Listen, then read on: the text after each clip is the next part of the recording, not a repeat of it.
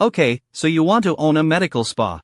Botox, fillers, laser treatments, and a waiting room full of clients who are genuinely happy to hand you their credit card. No insurance companies to fight with. No emergency rooms. Just elective procedures that people want, paid for out of pocket, in appointments that take 20 minutes and can bill out at hundreds of dollars an hour. That's the pitch. That's why medical spas have become one of the most talked about recession-resistant small business investments in America over the past decade.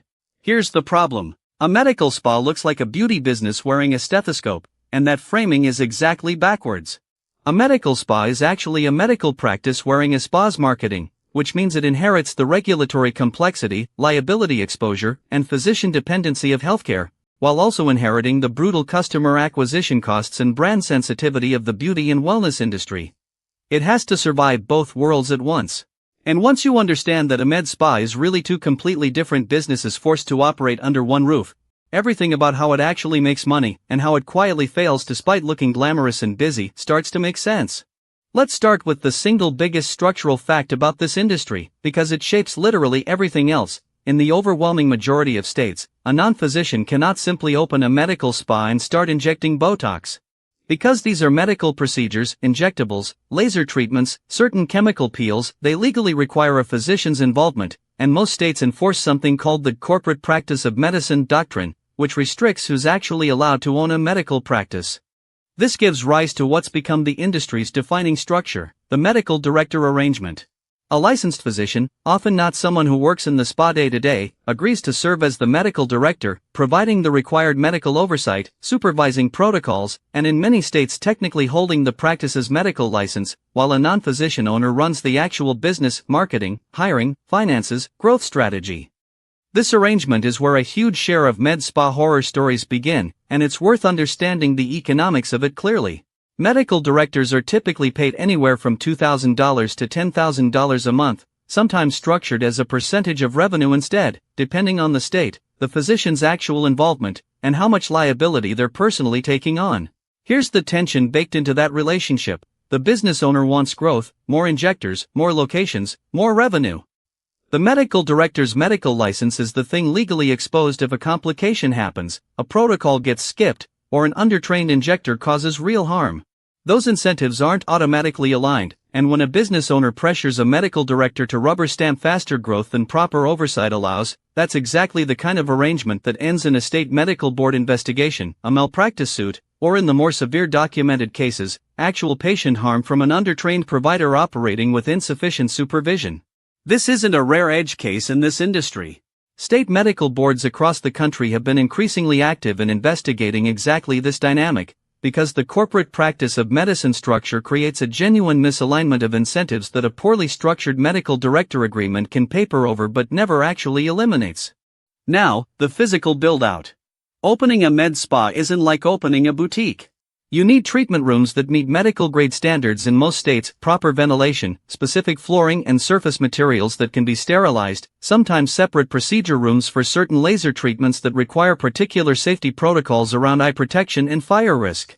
A modest single-location med spa build-out, including leasehold improvements, typically runs somewhere between $150,000 and $500,000 depending on the market and how extensively renovated the space needs to be. And that's before equipment. Equipment is where the capital requirements get genuinely serious.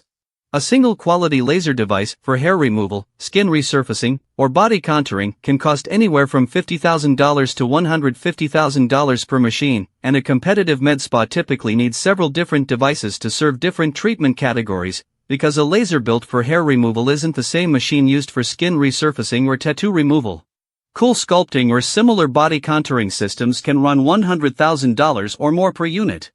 Add microneedling devices, a proper medical-grade autoclave for sterilization, exam tables, and injection supplies, and total equipment costs for a well-equipped single-location med spa commonly land somewhere between $250,000 and $750,000. Combine that with the build-out, initial inventory of injectables and skincare products, licensing, and working capital reserves, and total startup costs for a legitimate, well-equipped medical spa frequently run $500,000 to $1.5 million before the doors ever open. Here's a decision that trips up a lot of new owners: buying equipment outright versus leasing it. Equipment leases in this industry often carry meaningfully higher effective interest costs than a standard equipment loan, sometimes in the range of 10 to 20% annualized once fees are factored in, because the leasing companies are pricing in the risk that a device becomes technologically obsolete or that the practice fails before the lease term ends. Buy outright, and you tie up capital you might desperately need during the slow ramp-up period before the practice is fully booked. Lease, and you're locked into payments regardless of how busy your appointment book actually is. Neither choice is free, and the wrong one for your specific cash position can strangle a practice in its first 18 months, long before the underlying business model has a chance to prove itself. So how does a med spa actually make money once it's open and equipped? This is where you have to think about the business in two completely separate revenue categories, because they behave nothing alike. The first category is injectables, Botox, dermal fillers, and similar treatments. This is usually the highest margin, most repeatable revenue in the entire practice. A vial of Botox might cost the practice $400 to $500 wholesale and get billed out to the patient at $12 to $15 per unit, with a typical treatment using 20 to 40 units, meaning a single Botox appointment can generate $240 to $600 in revenue against a product cost that's a fraction of that, before accounting for the injector's time and the room's overhead. Filler carries similar economics, a syringe costing the practice $250 to $350 wholesale commonly gets billed to the patient at $600 to $900. And critically, injectables aren't a one-time purchase. Botox typically wears off in 3 to 4 months, which means a satisfied injectables client isn't a single transaction, she's a recurring subscription with a human being instead of a credit card on file, coming back 3 or 4 times a year, indefinitely, for as long as she remains happy with the results and the relationship with her injector. The second category is devices and packages, laser hair removal, body contouring, skin resurfacing. These carry a completely different economic shape. The upfront equipment cost is enormous, as we covered, but the marginal cost of an individual treatment session, once the device is paid for, is comparatively low, mostly just the room time and any consumable tips or cooling gel. This means device-based treatments are a capital-intensive, high fixed cost, low marginal cost business layered directly on top of the low fixed cost, high marginal cost injectables business, inside the same building. Getting the mix wrong, over-investing in device capacity that doesn't get booked, or under-investing in the injectable side that actually drives the recurring revenue, is one of the quieter ways a med spa's unit economics can go sideways without anyone noticing until the annual numbers come in. Now, the cost that catches almost every first-time med spa owner off guard, and it's not the equipment, and it's not the medical director. It's marketing and client acquisition, and this industry is genuinely brutal on this front. Aesthetic treatments are what's called a considered, high-trust purchase. Nobody wants to let a stranger inject their face based on a random online ad, which means the cost to acquire a first-time client, particularly in a competitive metro market, can run anywhere from $150 to $500 or more per new patient, depending on the channel and how saturated the local market already is. Established, well-branded med spas can spend 10 to 20% of gross revenue on marketing on an ongoing basis, and newer practices trying to build initial brand awareness frequently spend considerably more than that in their first 18 months, sometimes well above 25% of revenue, essentially buying their way into a competitive local market before word of mouth and repeat clients can carry more of the load. Here's why that acquisition spend is worth it when it works, though, and it's the same underlying mechanic that makes the gym membership model so powerful. Client lifetime value in aesthetics can be extraordinary if retention holds. A single Botox client returning 3 to 4 times a year at $400 to $500 per visit, who also occasionally adds filler, a facial, or a skincare product purchase, can easily be worth $2,000 to $5,000 a year to the practice, for years, as long as she stays happy and stays local. This is exactly why the injector relationship matters so much more in this business than the practice's brand name. Clients in aesthetics develop genuine loyalty to a specific injector's hand and aesthetic judgment, not to the name on the sign outside, which creates one of this industry's most persistent operational risks. When a talented, popular injector leaves to open their own practice or join a competitor, they frequently take a meaningful chunk of their personal client book with them, walking out the door with years of accumulated lifetime value that the original practice spent real marketing dollars to build. This brings us to staffing, which is genuinely one of the hardest parts of running a med spa profitably. Nurse injectors, often nurse practitioners or registered nurses trained specifically in aesthetic injection, are in high demand relative to supply in most metro markets, and skilled, experienced injectors with strong existing client followings can command compensation structured around commission on the revenue they personally generate, frequently in the range of 30 to 50% of the treatments they perform. That's a significant cut of your highest margin revenue category walking out the door every pay period. And it means the practice owner's actual profit on injectables is meaningfully thinner than the raw product markup might suggest once you account for the injector's share. Regulatory compliance is the next layer, and it's genuinely more complex than most first-time owners expect walking in. Beyond the medical director requirement, med spas typically need to navigate state-specific scope of practice rules governing exactly which procedures a nurse practitioner, registered nurse, or esthetician can legally perform versus which require a physician's direct hand, HIPAA compliance for handling patient medical records, malpractice insurance that runs meaningfully higher than a typical small business liability policy given the medical nature of the procedures, and in many states, specific licensing requirements for the laser devices themselves, sometimes requiring the operator to hold a separate laser safety certification on top of their underlying medical license. Malpractice insurance for a med spa performing injectables and laser treatments commonly runs several thousand to tens of thousands of dollars a year per provider, depending on the state, the specific procedures offered, and the practice's claims history, and this is a cost that scales directly with how many injectors and treatments the practice adds, meaning growth in this business doesn't just add revenue, it proportionally adds a specific category of fixed cost that's easy to under-budget.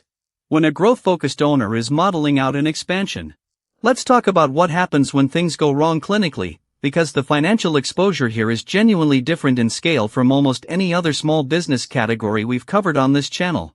A botched filler job, a vascular occlusion from improperly placed injectable, or a laser burn from an inexperienced operator isn't just a bad Yelp review, though it's certainly that too, given how visually documentable aesthetic complications are on social media. It's a potential malpractice claim, a state medical board complaint against the medical director's license, and in the more severe cases, genuine harm to a patient's health and appearance. This is precisely why the medical director relationship and proper injector training and credentialing aren't just regulatory boxes to check. They're the actual foundation the entire business sits on, and cutting corners here to save money on training or supervision is one of the fastest ways to convert a profitable, growing med spa into a business facing an existential legal and reputational crisis, sometimes over a single high-profile incident. Now let's put together what a real med spa's financial picture actually looks like over a full year, because this is where the optimistic and realistic versions of this business genuinely diverge. In the optimistic scenario, you've secured a genuinely engaged medical director who takes proper oversight seriously rather than treating the role as passive income, you've retained skilled injectors with loyal client followings, your marketing spend has successfully built a recurring base of repeat injectables clients, and your device utilization is high enough to justify the equipment investment. Under those conditions, a well-run single-location med spa can generate somewhere between $1 million and $3 million in annual revenue, with a healthy practice achieving net profit margins in the range of 15 to 25% once the practice is past its initial ramp-up period, which can translate to owner earnings somewhere between $150,000 and $500,000 or more a year, alongside a business asset that itself carries real resale value to a future buyer or a private equity consolidator, an increasingly active category of buyer in this exact industry over the past several years. In the realistic scenario, a few unglamorous things go wrong that aren't exotic risks at all, they're the normal operating risks of this exact business. A popular injector leaves to start her own practice, taking a meaningful share of the recurring client base she personally built with her. Marketing costs climb because two new competing med spas open within a mile of your location in the same 18-month window, all bidding on the same local search terms and social media ad inventory. A laser device that represented a significant capital investment sits underutilized because the treatment category it serves turned out to be less popular locally than projected, while its financing payment keeps arriving every month regardless of its booking rate. Under those conditions, that same $1 to $3 million revenue practice can slide from a comfortable double-digit margin into a thin single-digit margin, or into a genuine cash crunch that forces the owner to personally guarantee additional financing just to cover payroll and equipment lease payments during a slow quarter. None of this shows up as one dramatic failure. It's a slightly lower rebooking rate, a slightly more expensive marketing channel, a slightly underutilized device compounding quietly month after month until the practice that looked glamorous and thriving from the waiting room is barely breaking even behind the scenes. So does owning a medical spa actually work as a business? The honest answer is that it works exceptionally well for owners who treat the medical side of this business with the seriousness it legally and ethically requires, who build genuine loyalty between clients and the practice rather than relying entirely on any single injector's personal following, and who understand that the glamorous, high-margin injectables revenue is subsidizing, and being subsidized by, a genuinely complex regulatory and clinical operation happening in the rooms next door. The Botox really is remarkably profitable per vial. The medical-director relationship, the injector retention risk, the malpractice exposure, and the marketing spend required to keep the appointment book full are not optional extras layered on top of that margin. They're the actual business. The med spas that build lasting value aren't the ones with the shiniest waiting room. They're the ones where someone took the unglamorous, expensive work of getting the medical structure genuinely right before chasing the growth that the glossy Instagram photos suggest is easy.